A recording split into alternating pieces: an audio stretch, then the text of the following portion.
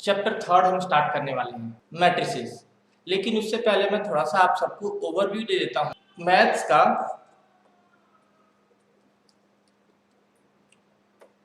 Twelfth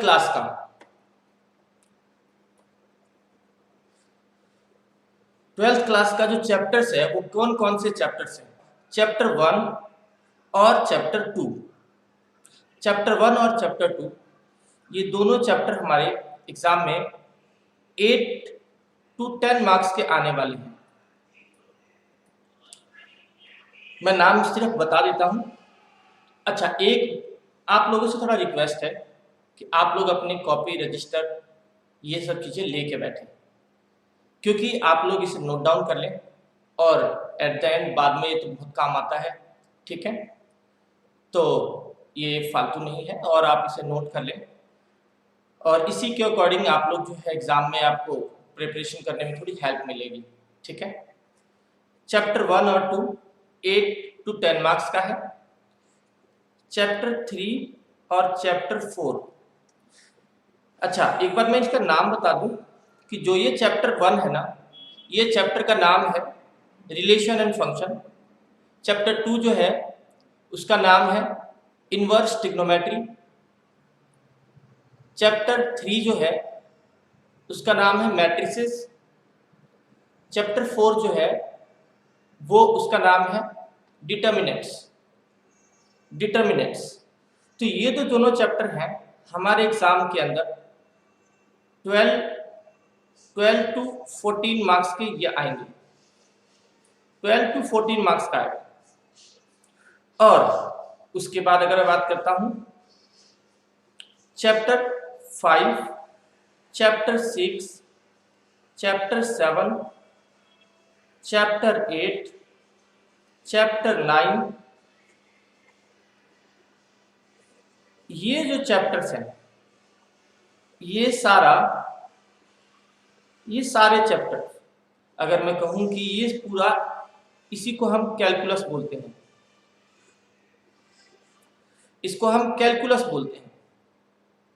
और जो calculus है, आप यकीन नहीं मानोगे बच्चों, ये कैलकुलस हमारे एग्जाम के लिए बहुत ज़्यादा वेटेज रखता है और सबसे ज़्यादा जो है इस पूरे कैलकुलस वाले चैप्टर से फोकस करना पड़ता है, बिकॉज ऑफ ये अप्रॉक्स में हमारे सिलेबस का 50% पार्ट को कवर करता है अप्रॉक्स में।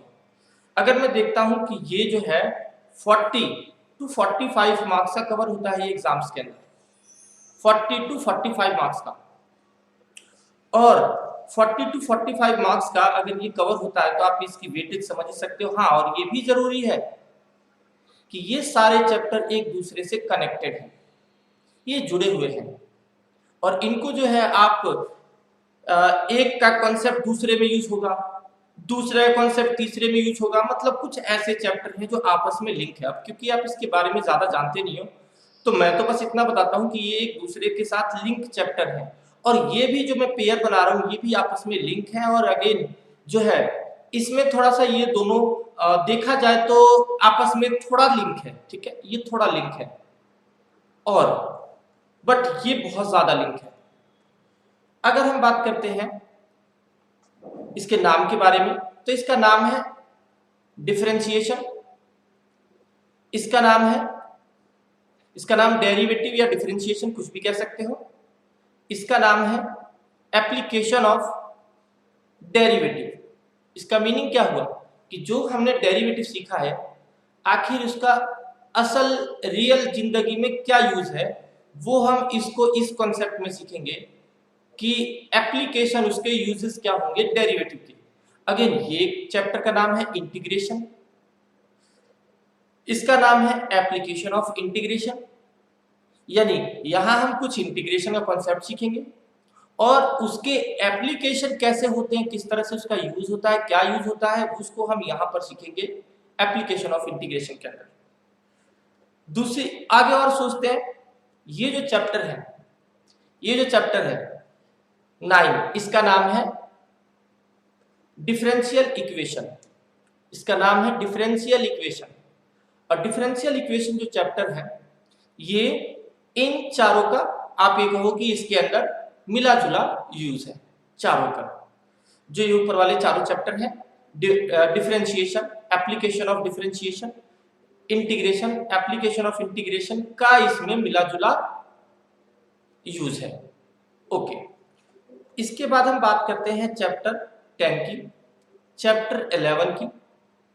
चैप्टर 10, चैप्टर 11, ये दोनों चैप्टर के नाम बताऊं मैं तो इसका नाम है वेक्टर अलजेब्रा, वेक्टर अलजेब्रा, और इसका नाम है 3 डायमेंशनल ज्योमेट्री, 3D शॉर्ट में हम बोलते हैं इसको। यह है वेक्टर और यह है 3D।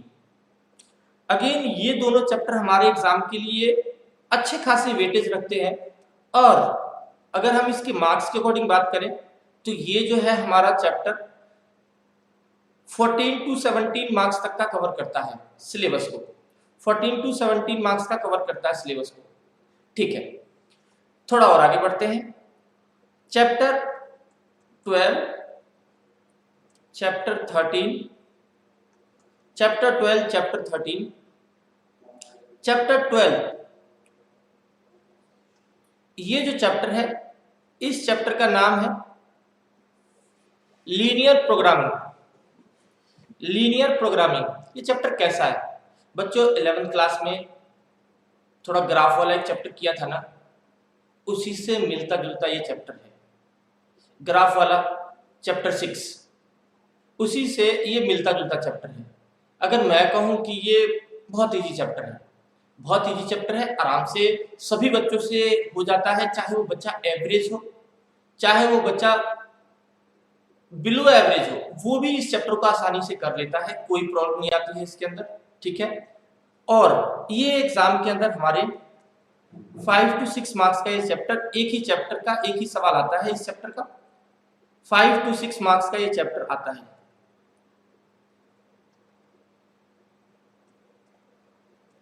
और ये है चैप्टर 10, इसका नाम है प्रोबेबिलिटी। प्रोबेबिलिटी, और ये जो चैप्टर है, ये जो चैप्टर है ये हमारे एग्जाम में 8 to 10 मार्क्स का ये चैप्टर आता है। तो इस तरह से हमारे पास ओवरऑल देखा जाए तो इस तरह से हमारे एग्जाम्स का ये जो है थोड़ा बहुत ऊपर नीचे सब होता है। 1-2 मार्क्स का हम इतना श्योरिटी किसी भी एग्जाम के लिए नहीं होती, बट ऑलमोस्ट इस रेंज में आते हैं। तो ये हो गया आपके सिलेबस का ओवरव्यू। ठीक है, और आपके मैथ्स की बुक की बात करूं तो आपके मैथ्स की 2 बुकें हैं, जिसमें 1 से लेकर 6 चैप्टर, 1 से लेकर 6 चैप्टर ये हमारी मैथ्स की फर्स्ट बुक है और इसके अंदर है, और जो है 7 से लेकर के मतलब इंटीग्रेशन से स्टार्ट करके प्रोबेबिलिटी तक ये हमारी सिलेबस का सेकंड बुक है, ये हमारे सिलेबस का सेकंड बुक है। चलो, तो आप लोग ये नोट कर लेंगे स्क्रीनशॉट लेकर के। अब आज हम स्टार्ट करने वाले हैं चैप्टर 3 मैट्रिसेस। तो चैप्टर का नाम लिखो, matrices.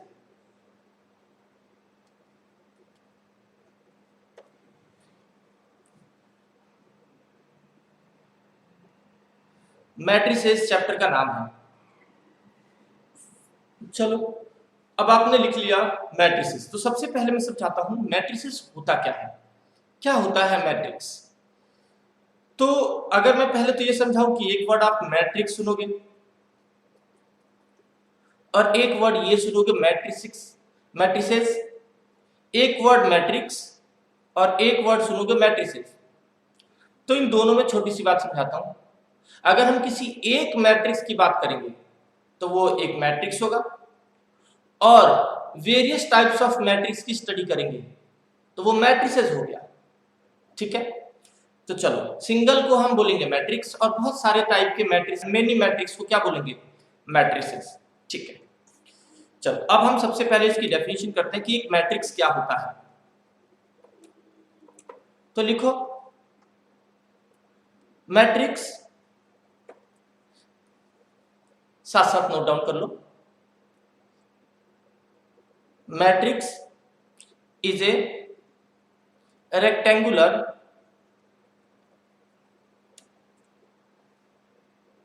matrix is a rectangular arrangement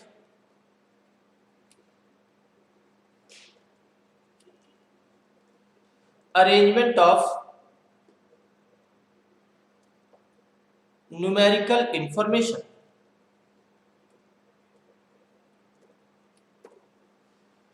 यानी मैट्रिक्स एक अरेंजमेंट होता है।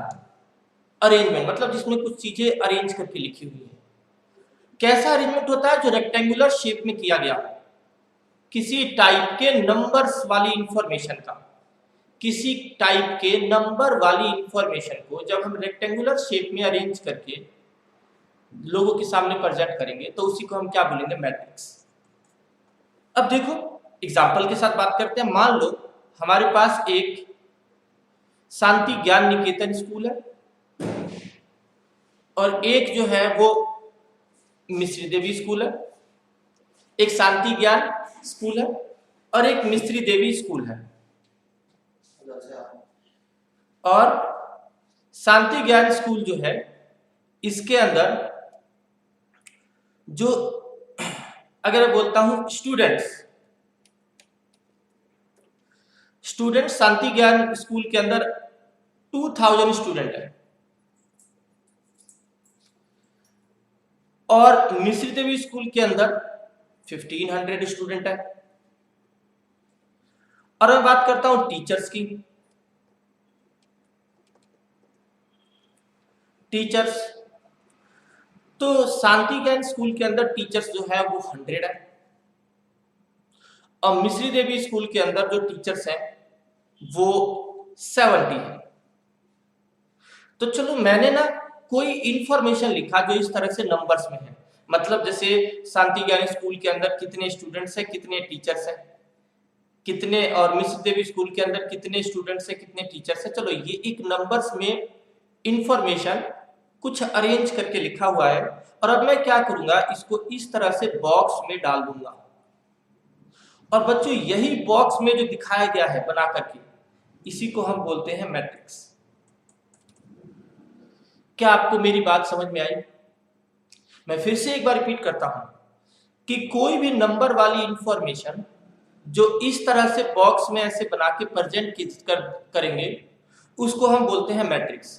और अगेन एक छोटा तरीका ये भी है कि मैट्रिक्स आप या तो ऐसे बॉक्स में बना के प्रेजेंट करो और या फिर आप ऐसे सिंपल ब्रैकेट में भी प्रेजेंट कर सकते हो। कहीं कहीं आपको ऐसे भी देखने को मिलेगा, बट मैक्सिमम लोग ऐसे वाले टाइप का बनाते हैं और बुक्स में भी आपको ऐसा दिखाई देगा। ठीक है,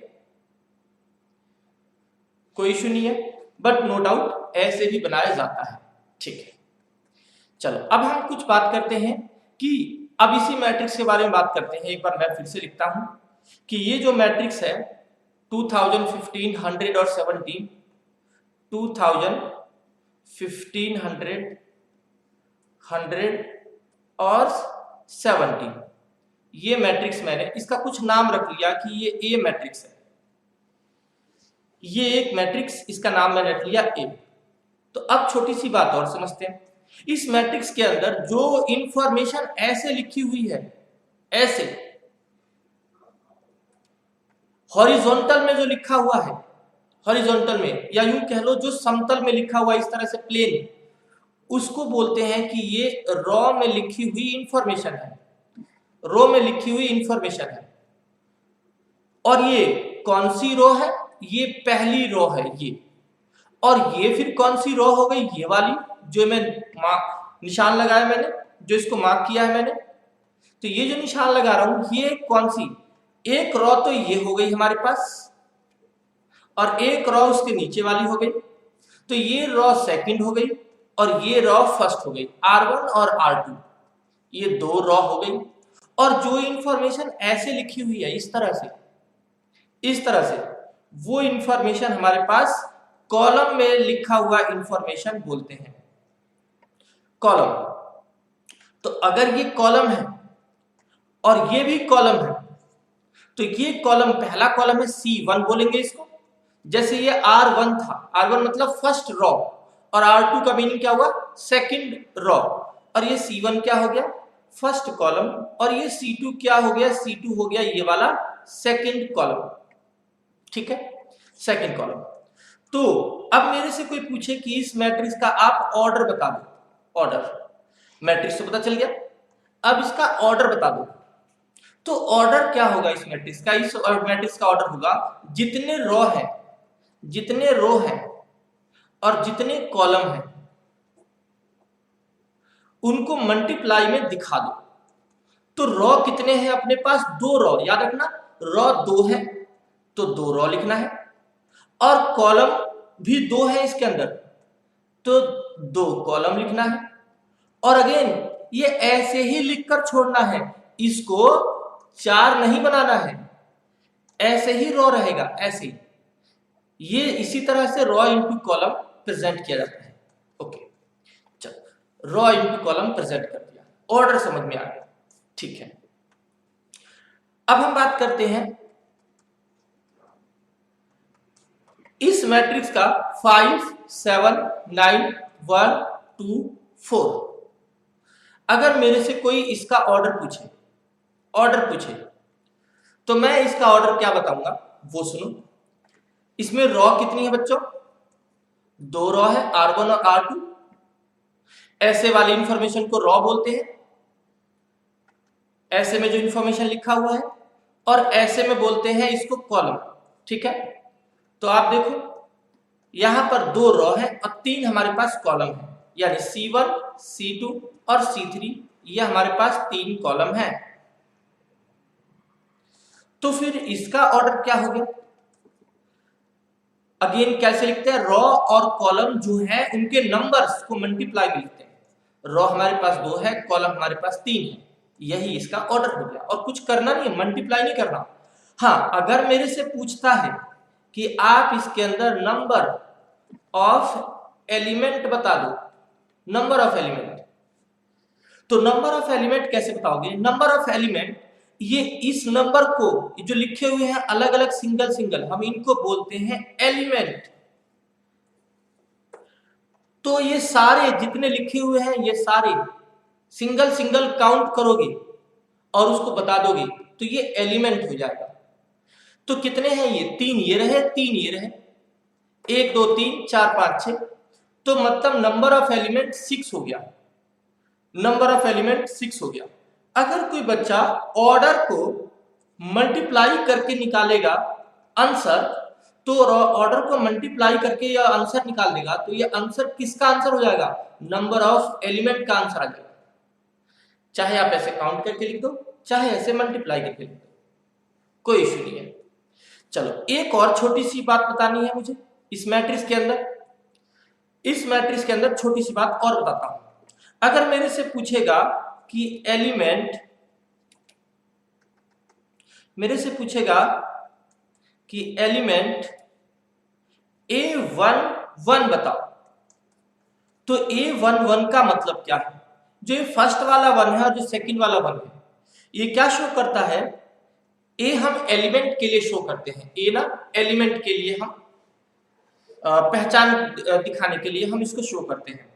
तो ये जो फर्स्ट वाला है ना, ये शो करता है कि ये रो है फर्स्ट, ये रो है फर्स्ट, और ये 1 जो है ये शो करता है कि कॉलम है फर्स्ट, कॉलम है फर्स्ट C1। तो मुझे बताना है कि वो कौन सा नंबर है जो फर्स्ट रो और फर्स्ट कॉलम में दिखेगा, फर्स्ट रो और फर्स्ट कॉलम में दिखेगा, वो कौन सा नंबर है? रो भी उसका फर्स्ट होना चाहिए, कॉलम भी फर्स्ट। तो देखो फर्स्ट रो तो ये रही, फर्स्ट रो और फर्स्ट कॉलम का ये वो नंबर है। देखो कॉलम भी फर्स्ट है ये और रो भी फर्स्ट है, का इन दोनों से जो नंबर बना है, फर्स्ट रो और फर्स्ट कॉलम से जो नंबर बना है, वो हमें नंबर बताना था, फर्स्ट रो और फर्स्ट कॉलम, ठीक है। तो A11 जो है वो ये नंबर है, A11 की वैल्यू 5 है। एक और बताता हूं एग्जांपल। अगर मेरे से बोलता है कि A12 बताओ, इसका मीनिंग क्या हुआ? रो तो रखना है फर्स्ट और कॉलम लेना है सेकंड। रो लेना है फर्स्ट, रो फर्स्ट होना चाहिए, और कॉलम लेना है सेकंड। सेकंड कॉलम ये रहा, देखो सेकंड कॉलम ये रहा, सेकंड कॉलम और फर्स्ट रो को मिला करके जो नंबर बना है वो बताना है। तो देखो फिर से देखो, in second row, sorry second column और फर्स्ट रो से जो नंबर कॉमन बनेगा वो ये बनेगा, सेकंड ये A12 का मीनिंग क्या समझ में बच्चों? रॉ लेनी है फर्स्ट, कॉलम लेना है सेकंड, तो ये नंबर है 7, ये नंबर हो गया 7। ठीक है, कोई प्रॉब्लम यहां तक? ये बता 1 to 7 आ गया, हो गया यहां तक? ठीक है, आगे बढ़ते हैं। 1 to 7 आ गया। अब हम बात करते हैं, चलो अब आपसे पूछता हूं और कोशिश करना। चलो मैं पहले आपसे एक सवाल बताता हूं, पूछता हूं, आप बताना। पूछता हूं मैं आपसे, A13 कौन सा होगा? रॉ फर्स्ट होना चाहिए, कॉलम थर्ड होना चाहिए, इसमें देख के बताओ। फर्स्ट रॉ और third column, first raw third column. Very good, कुछ बच्चों का जवाब 9 है, तो वो सही है। 9 है तो सही है। रॉ देखो, रॉ फर्स्ट है, कॉलम थर्ड है। अच्छा, A22 कौन सा होगा? Second raw second column, second raw ये रही और कॉलम सेकंड ये रहा, तो ये 2 आएगा। रॉ भी सेकंड और कॉलम भी सेकंड का जो मिलकर नंबर बनेगा वो कौन सा बना? 2 बना। ठीक है, लिखो construction of matrix.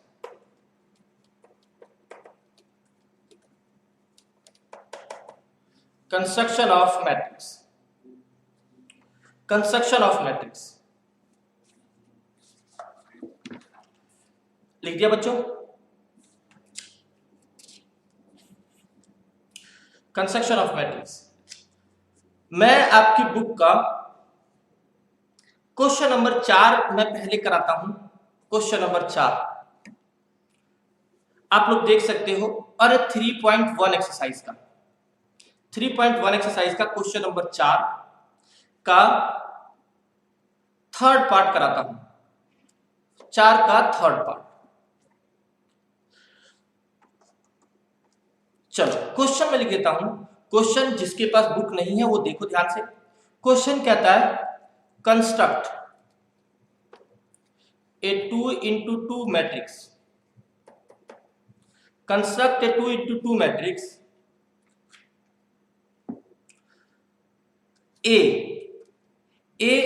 Aij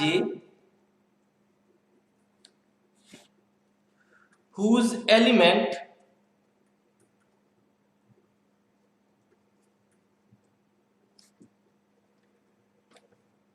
whose elements are given by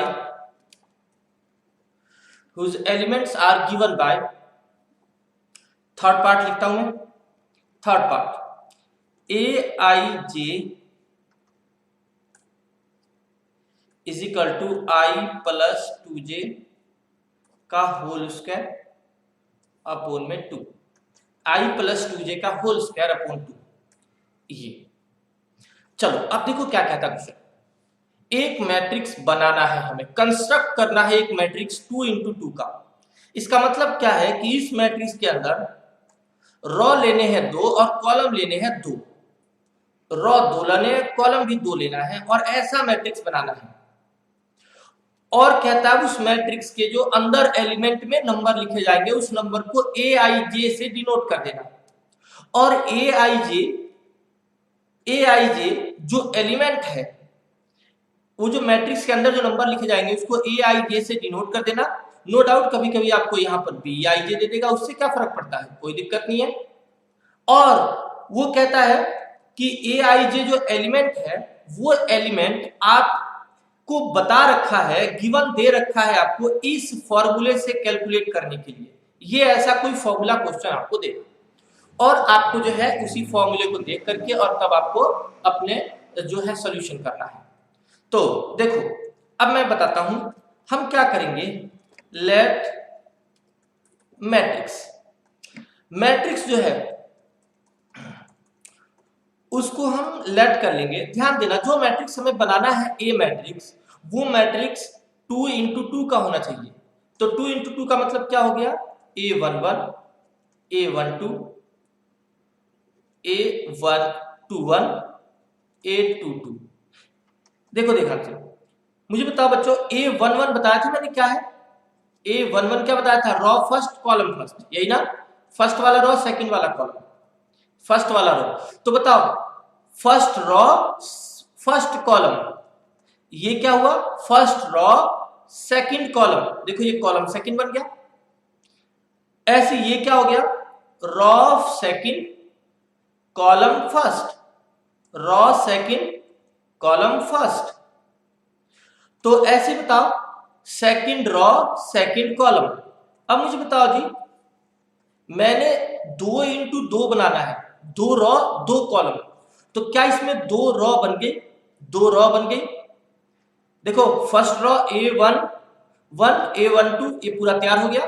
column 2 ही लेना था, अगर आपको कॉलम और आगे लेना हो, कॉलम ज्यादा लेना हो, तो कॉलम ज्यादा और आगे ले लोगे, A13 ऐसे 13 मतलब फर्स्ट रॉ का थर्ड कॉलम, जितने कॉलम चाहिए उतने आगे बढ़ा लो।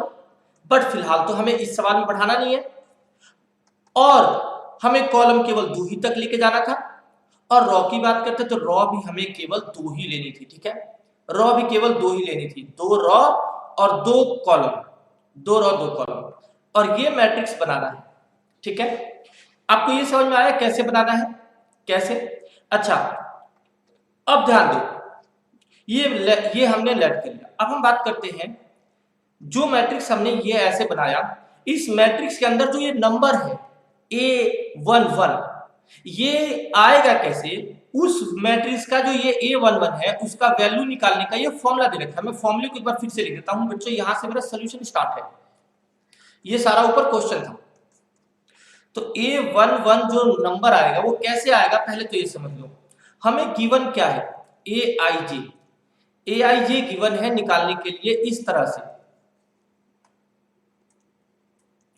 ऐसे क्या गिवन है, I प्लस 2J, ये देखो ये रहा I प्लस 2J अपॉन 2, और ऊपर वाले का होल स्क्वायर भी है।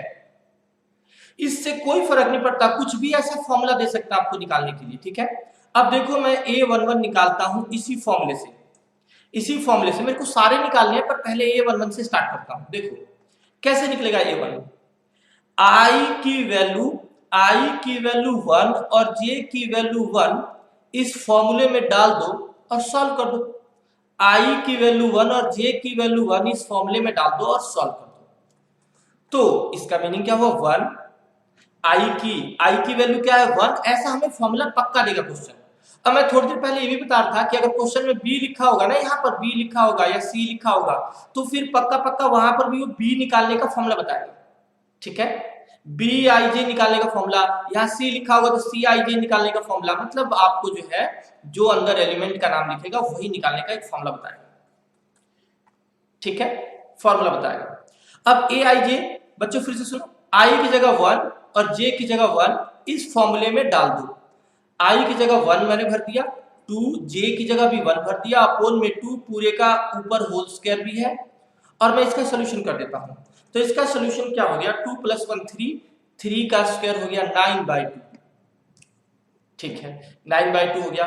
देखो बच्चों मैंने ये कैलकुलेट कर लिया। अब A12 निकालना है, A12 कैसे निकलेगा, अगेन सेम फॉर्मूले में I की जगह 1 और J की जगह 2 भरना है इसी फॉर्मूले में, यानी I का वैल्यू क्या हो गया, I का वैल्यू 1 और J की वैल्यू 2। देखो जहां J है वहां पर आपको ये देखो J जहां दिख रहा था वहां J भरा है, तो आपको J की जगह 2 भरना है, तो जहां J है वहां 2 भर दो, पुट कर दो सीधा सीधा। तो ये हो गया 1 + 2 × 2 का होल स्क्वायर। कैसे, 1 I की वैल्यू डाल दिया मैंने, यहाँ पर I की वैल्यू देखो, पहले वाली वैल्यू I की होती है, दूसरे वाली J की होती है, तो जहां फॉर्मूले में I और J दिख रहा है वहां डाल करके सोल्यूशन कर दो, प्लस माइनस जो दिखे वो कर दो, मल्टीप्लाई जैसे मर्जी दिखे, ठीक है।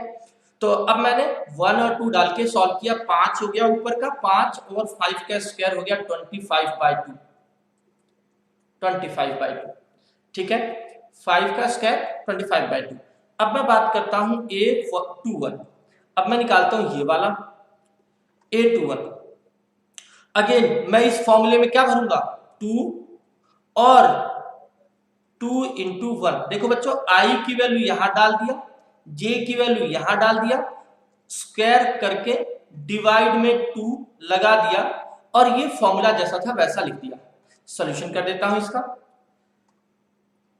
ये हो गया 4 का स्क्वायर 16, 16/2 कितना हो जाएगा 8, और लास्ट 822 निकालना है। आप लोगों को मैंने 1 मिनट का टाइम दिया, आप खुद से निकालो 822, आप खुद से निकालो 822, जल्दी से अपने आप निकालो, वीडियो को पॉज करके निकालो। आप इस फॉर्मूले में डालता हूं मैं 2 और 2 इंटू 2 पूरे का whole square divide by 2,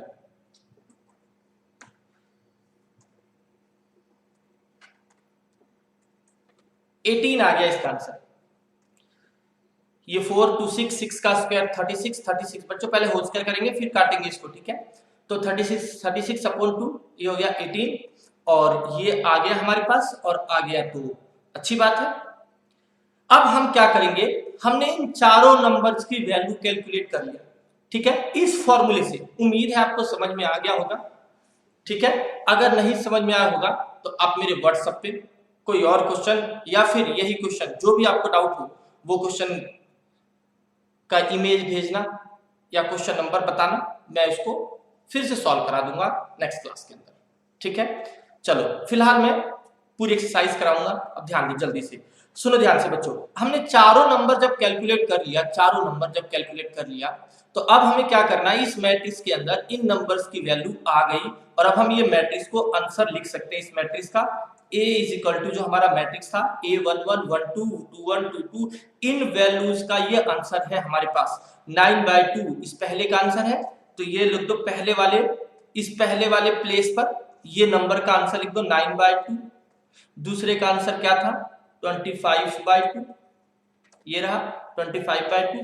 third का आंसर क्या था, थर्ड का आंसर था 8, फोर्थ का आंसर था 18, ठीक है, ये रहा 18, और ये सॉल्व करके आ गया हमारा, सॉल्व करके आ गया हमारा मैट्रिक्स जो हमें चाहिए था, ठीक है। अब चलो, अब हम क्वेश्चंस को जो है वो हम एक क्वेश्चन नंबर 1 से स्टार्ट करते हैं, ठीक है। क्वेश्चन नंबर 1 से एक्सरसाइज 3.1, क्वेश्चन नंबर 1 से एक्सरसाइज 3.1 क्वेश्चन नंबर 1 क्या कहता है वो सुनो। एक मैट्रिक्स हमारे पास दे रखा है 2 5 19 -7 35 -2 5/2 5/2 12 12 √3 1 -5 17, ये है। मेरे से इसके अंदर पूछा गया है कि इस मैट्रिक्स का ऑर्डर बताओ, ऑर्डर। तो बच्चों देखो, एक इसमें रॉ कितनी है, रॉ 1 2 और 3 रॉ है। रॉ ऐसे वाले को बोलते हैं जो हॉरिजॉन्टल होता है, ठीक है, ये जो समतल होता है इसको बोलते हैं। तो रॉ इसके अंदर 3 है, और कॉलम देखो इसके अंदर कितने, 1 कॉलम 2 कॉलम 3 कॉलम 4 कॉलम, तो 4, तो 3 × 4 इसका ऑर्डर हो गया। अब मेरे से बोलता है इसके अंदर नंबर ऑफ एलिमेंट बता दो, तो इसके अंदर एलिमेंट कितने हैं, तो आप काउंट करके लिख दो 1 2 3 4, ऐसे काउंट करके लिख दो, या फिर आप इसका सीधा मल्टीप्लाई करके बता दो, दोनों से सेम आंसर आएगा, ठीक है, दोनों से सेम आंसर आएगा। काउंटिंग करके देखो 12 नंबर है इसके अंदर, ठीक है। अच्छा, अब मेरे से बोलता है कि इस मैट्रिक्स का आपको कैलकुलेट करके दिखाना है A13 एलिमेंट ढूंढ के दिखाना है बच्चों। इस A13 से कौन सी चीज हम दिखाते हैं, एलिमेंट। तो A13 का मतलब क्या हुआ, फर्स्ट रॉ और थर्ड कॉलम वाला नंबर की वैल्यू क्या है, फर्स्ट रॉ और थर्ड कॉलम। तो बताओ, रॉ हमारा फर्स्ट है, कॉलम हमारा थर्ड, में जो नंबर दिख रहा है वो बताना है। और याद रखना, ये एक नंबर बताना है जो दोनों से मिलाकर बना है, फर्स्ट रॉ थर्ड कॉलम।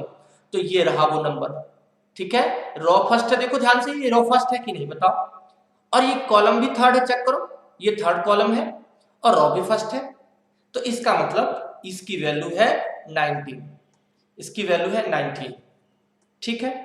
आगे बढ़ते हैं, ऐसे ही और है, वो आप कैलकुलेट कर लोगे, आपको कोई प्रॉब्लम नहीं होगी। क्वेश्चन नंबर हमारे पास कहता है 2, क्वेश्चन नंबर 2 कहता है एक मैट्रिक्स के अंदर 24 एलिमेंट है, what are the possible order, मतलब हमें बताया है कि टोटल एलिमेंट जो है एक मैट्रिक्स के अंदर 24 है, 24 इसके अंदर एलिमेंट्स हैं और हमें बताना है कि इसके पॉसिबल ऑर्डर क्या हो सकते हैं। मतलब जिस मैट्रिक्स के अंदर 24 नंबर लिखने हैं वो मैट्रिक्स आप कैसे कैसे उसको लिख सकते हो, कैसे कैसे लिख सकते हो। तो मैंने कहा देखो बड़ा सिंपल है, उस मैट्रिक्स को मैं ऐसे लिख सकता हूं, सारे नंबर ऐसे लाइन से लिख दूं, ऐसे 24 के 24 नंबर ऐसे लाइन से लिख दूं। तो इसका मतलब जानते हो इसका ऑर्डर क्या बनेगा, इसमें तो एक ही रॉ बनेगी, एक ही रॉ बनेगी और कॉलम इसके अंदर 24 बन जाएंगे, ठीक है, कॉलम इसके अंदर 24 बन जाएंगे। तो ये बताओ ऑर्डर क्या हो सकता है इसका, एक रॉ 24 कॉलम हो सकता है। अच्छा ये भी हो सकता है कि 12 नंबर ऐसे लिख दो, ठीक है, और 12 नंबर उसके नीचे लिख दो, क्योंकि 24 नंबर आपको लिखने हैं तो आप 12-12 ऐसे लिख सकते हो इसको और इस तरह से बॉक्स में डाल सकते हो। उसने बोला पॉसिबल क्या है, मतलब क्या क्या हो सकता है, ऑल केसेस बताने हैं आपको, ऑल केसेस जो जो हो सकता है, सारी सिचुएशन को बताना है। तो ऐसे में अगर आप कहोगे 12-12 करके लिखोगे तो फिर क्या होगा, रॉ तो ऐसे में 2 बन जाएगी और कॉलम आपके कितने बनेंगे, 3 बनेंगे, रॉ आपके 2 बनेंगे और कॉलम आपके कितने बनेंगे, 12। दोबारा सुनो, रॉ आपके 2 बनेंगे, कॉलम आपके कितने बनेंगे, 12, ठीक है। अच्छा अब अगर मैं बोलता हूं कि कोई ऐसे लिखे 8 नंबर ऐसे, 8 नंबर ऐसे, 8 नंबर ऐसे और 8 ऐसे नीचे, तो फिर बताओ फिर ऑर्डर कैसे बनेगा, 24 हो जाएंगे ये, तो मतलब 3 रॉ 8 कॉलम, 4 रॉ 6 कॉलम भी हो सकता है, जो रॉ 4 बनाएगा वो कॉलम 6 बनाने पड़ेंगे, 6 रॉ बना देगा वो कॉलम केवल 4 बनाएगा और जो 8 रॉ बनाएगा वो 3 कॉलम बनाएगा, जो 8 रॉ बना देगा वो 3 ही कॉलम बना पाएगा और जो 12 रॉ बनाएगा वो 2 कॉलम बनाएगा और जो 24 रॉ बनाएगा, मतलब ऐसे वो 24 के 24 नंबर ऐसे नीचे लाइनों में लिख दे, तो जानते हो क्या होगा, रॉ बन जाएंगे ऐसे 24 और कॉलम बनेगा एक ही। तो ये बन गया इसका पॉसिबल ऑर्डर। क्या क्या हो सकता है आपको ये बताना था, क्या क्या हो सकता है, क्या क्या हुआ ये नहीं, क्या क्या हो सकता है टोटल वो बताना था। फिर इसी सवाल के अंदर एक बात और बोली गई है वो भी सुन लो। इसी सवाल के अंदर बोला गया है अगर आपके पास 13 एलिमेंट हो तो फिर क्या पॉसिबल ऑर्डर होगा, यानी हमारे सवाल का इसी में सेकंड पार्ट है, इफ एलिमेंट